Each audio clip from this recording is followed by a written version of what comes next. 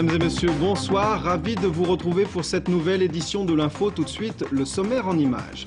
Nouvel épisode dans la polémique sur la péniche. Un procès verbal vient d'être adressé à sa propriétaire. Le rapport Balladur sur les collectivités territoriales a été remis aujourd'hui. Nous ferons le point sur son impact en Sarthe. Appel aux dons de l'église sartoise, son opération Le Denier du culte lui assure un quart de son fonctionnement annuel. Portrait enfin de la chouette chevêche, un oiseau menacé de disparition et qui fait l'objet d'un colloque européen ce week-end à Jouer-la-Baie. Nouveau rebondissement dans l'affaire de la péniche. La préfecture vient d'adresser un procès verbal à l'encontre de Nadia Gauthier. La propriétaire de la péniche n'a pas souhaité répondre à nos questions. Un reportage de Marine Wolf. Occupation sans autorisation du domaine fluvial, travaux exécutés sans l'autorisation du propriétaire, c'est-à-dire sans l'autorisation du Conseil général, dégradation du domaine public fluvial, pas moins de 3 infractions au code de la propriété des personnes publiques ont été relevées contre la péniche stationnée quai Le Dru-Rollin depuis début janvier. Ce procès verbal a été élaboré lundi dernier par la préfecture, mais à la demande du département et surtout du maire du Mans. Quelle suite donner maintenant à ce PV? Réponse de Jean-Claude Boulard. Elle peut bien sûr y mettre fin, ce maire y mettre fin, c'est son départ. Je ne suis pas sûr qu'elle fasse cela. Après, ce sera la saisine du juge qui est seul compétent pour ordonner les choses, pour dire ce qu'il fait, qu'est-ce qu'il fait avec l'infraction, quelle décision il prend sur la base du constat des infractions. L'étau se resserre donc autour de Nadia Gauthier.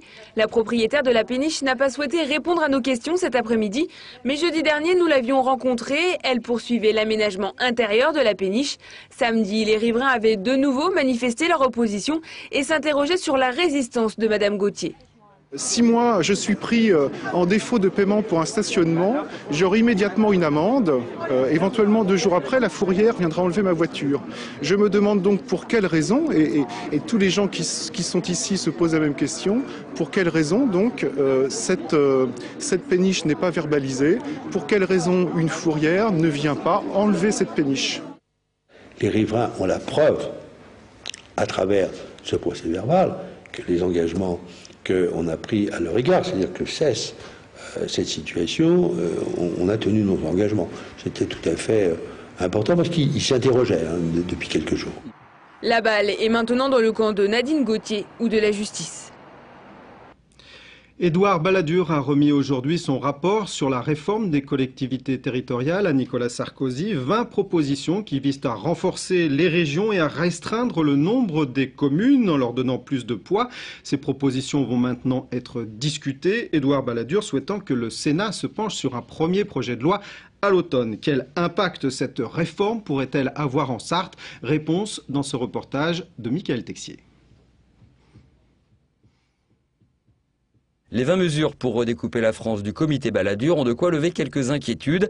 La proposition numéro 1 soumet le regroupement éventuel des régions ou modification de leurs limites à l'accord de toutes les parties concernées. Les Pays de la Loire ont de beaux jours devant eux. L'avenir du développement de la région des Pays de la Loire passe par le maintien de Nantes comme capitale régionale de cette région. Et si Nantes est dans la région des Pays de la Loire, ça veut dire que la Loire-Atlantique y est également. Et la Sarthe aura le temps de couler avant que le département n'intègre une autre région. Le but est de réaliser des économies. Dans le département, il y a 375 municipalités, 33 communautés de communes. Au total, 411 maires, présidents de ces communautés, conseillers généraux ou encore parlementaires, et autant d'indemnités correspondantes. Les communes sont invitées à rejoindre les communautés, ces dernières à se transformer en communes si possible. Le suffrage universel serait par ailleurs généralisé. Compte tenu de l'importance des compétences qui sont exercées au niveau des intercommunalités comme la métropole, il y a besoin du suffrage universel. Ça, c'est incontestable. On ne peut pas rendre des arbitrages aussi importants si on n'a pas la légitimité du suffrage universel. Mais ça ne me paraît pas incompatible avec le maintien de ce suffrage également au niveau des communes membres. On peut articuler les deux. Région d'un côté, ville de l'autre, au milieu, les départements perdent leur canton. Les élus départementaux et régionaux seraient les mêmes. Le département résiste tout de même. Reste à savoir ce qu'à l'avenir il recevra comme compétence. Mais si on conserve une partie pour l'éducation ou si on conserve les routes, etc., ou un peu sur l'économie, bon, là il y a vraiment des choses tout à fait passionnantes pour développer et rendre attractif un territoire en tous les cas. Le débat est déjà ouvert et Nicolas Sarkozy souhaite un projet de loi à l'automne.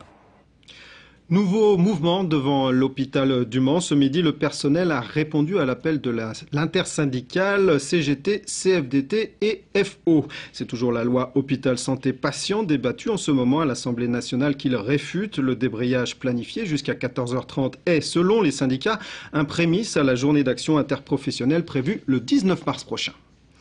Les Restos du Cœur font appel à la générosité des Sartois. Dès demain, l'association organise la grande collecte annuelle à l'entrée des 50 grandes surfaces du département. Opération d'envergure, particulièrement cette année, puisque les restos enregistrent déjà une hausse de la fréquentation de leur centre de près de 10%. Nous reviendrons sur ce sujet dans notre édition de demain. Chaque année, au début du carême, l'église sartoise lance un appel aux dons. Le denier du culte, c'est le nom de cette opération, doit permettre de faire vivre le diocèse, un diocèse qui peine à rajeunir et à élargir son cercle des donateurs. Ce premier dimanche de carême, c'est le baptême de Talou. Alors je te signe de la croix, au nom du Père, du Fils et du Saint-Esprit. C'est un des 4000 baptêmes célébrés par l'église sartoise chaque année. Mais l'église, ce ne sont pas que des baptêmes, des mariages et des obsèques, comme l'indique le curé de la paroisse Notre-Dame-du-Pré. Notre mission, nous, c'est pas seulement d'être là dans l'église à attendre les chrétiens, mais c'est d'aller dans le monde aussi, c'est-à-dire d'aller vers des personnes malades, des personnes handicapées. Nous en avions d'ailleurs aujourd'hui à l'église, nous avons des liens avec eux. C'est d'aller vers les personnes qui ont plus de mal à croire, c'est tout ça. Alors ça, on le fait pas seul, on le fait peut-être ici avec, je dirais, 150 ou 200 bénévoles dans cette paroisse du Pré. Comme les 160 autres prêtres de la Sarthe, François Cléré touche 1 000 € net par mois. Chaque année, le diocèse sartois doit trouver 6 millions d'euros pour vivre, avec une ressource essentielle, le don. C'est le sens de l'opération Le Denier du Culte, qui a débuté le 1er mars et qui rapporte bon an mal an près d'1 500 000 €. Problème, les donateurs vieillissent, leur nombre fléchit. Ils étaient 9 400 en 2007, soit à peine 4% des foyers sartois. 4%, c'est notoirement insuffisant puisque 55-60% des Sartois se disent catholiques, donc beaucoup de marge. Et notre axe, effectivement, notre volonté, c'est de mener des opérations de conquête par des mailings, éventuellement par du phoning. Mais la seule communication ne suffira pas à rajeunir les donateurs. C'est de sens dont ont besoin les gens, selon le nouvel évêque du Mans. On va raviver dans le diocèse, en coordonnant de manière un peu plus unifiée des initiatives de solidarité de tout genre auprès des gens en difficulté, des gens marqués par entre autres la crise économique. Mais on ne pourra prendre de ce type d'initiative que si on a les moyens de le faire. L'an dernier, le don moyen était de 161 € en Sarthe. Et puis en marge de la conférence de presse du diocèse, on a appris que la cession de l'école Sainte Scolastique était envisagée. C'est une hypothèse de travail, a admis Monseigneur Le Sceau. Cette école privée doit fermer à la rentrée prochaine en raison d'un nombre trop faible d'enfants et de travaux de mise aux normes trop onéreux. On s'arrête maintenant sur un oiseau menacé, la chouette chevêche, plus connue sous le nom de la chouette du pommier en Sarthe. Cette espèce fera l'objet d'un colloque ce week-end à Joué-l'Abbé, réunissant des spécialistes de l'Europe entière. En Sarthe, la Ligue de protection des oiseaux, la LPO, tente de préserver cette espèce en lui installant des nichoirs. Les secteurs favorables... Entre Jean-Yves Renvoisé et la chouette chevêche, c'est une histoire d'amour. Ce bénévole de la LPO parcourt toute la Sarthe pour repérer cet oiseau cavernicole. Son truc, c'est d'imiter... Le chant du mâle, oui. Qui est un petit... ouiou caractéristique. Et en pleine nuit, ça s'entend très bien. Donc le mâle répond. Et ensuite, moi, je mets une petite flèche sur ma carte pour indiquer dans quel sens, quelle orientation j'ai entendu le mâle chanter. Donc ensuite, on fait tous les points comme ça.